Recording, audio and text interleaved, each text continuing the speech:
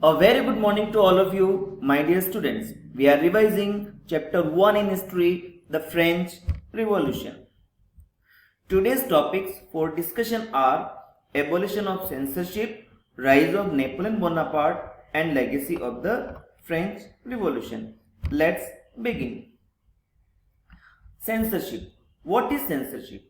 Censorship means absence of the freedom of speech and expression. It means that people cannot freely express their views through any medium. The medium might be the newspapers or books, or medium also might be any drama, play, etc.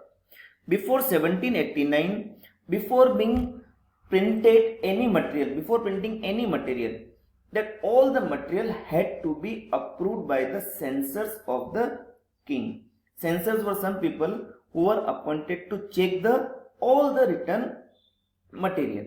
This was done because king did not want that any article criticizes his rule.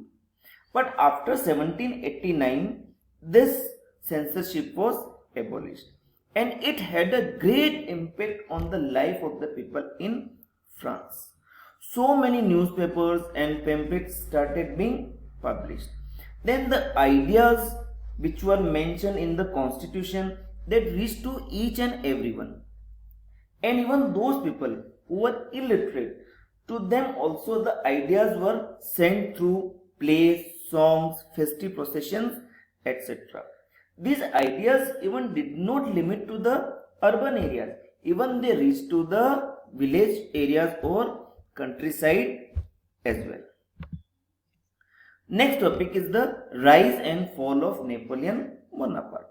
Napoleon Bonaparte was a military commander.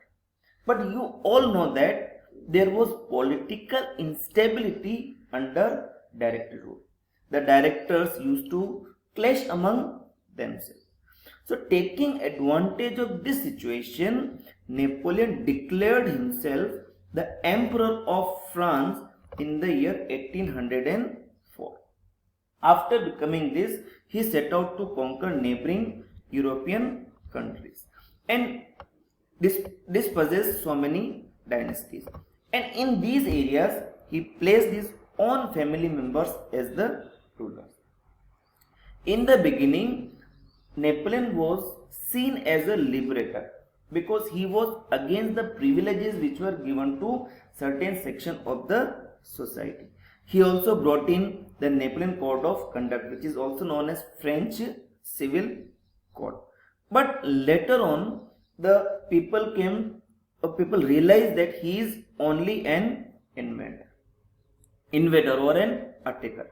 So then at the end, in the 1815, the Duke of Wellington led a coalition of allies that were the Austrians, British, Prussians, Russians, means they made a big allies and they fought against Napoleon in the Battle of Waterloo.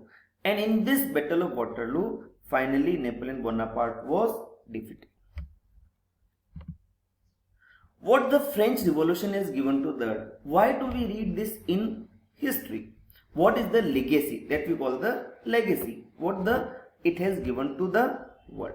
The ideas of liberty and democratic rights were the most important legacy of the French Revolution. Liberty means freedom and the rights which are given to the citizens. And these ideas then spread in the other European countries also.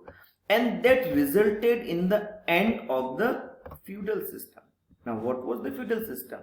Feudal system in which the kings used to give lands to some of the military commanders. And then these military commanders who were later on known as the landlords, and these landlords used to collect the taxes from the peasants, and they also exploited these peasants. So this feudal system, which is also known as the Jamindari system, this system came to an end in many of the European countries because of the ideas of the French Revolution. The people in the colonized countries also. Colonized countries means which were under the European countries. So these countries also revolved, and then people there started feeling that it is possible to defeat the European powers. And one such example, Rajaram Mohan Rai in our India, he was also greatly inspired by the French Revolution, and that later on led to the freedom of many countries of the world. We finish our session also here, and lesson also ends here. Thank you and have a nice day.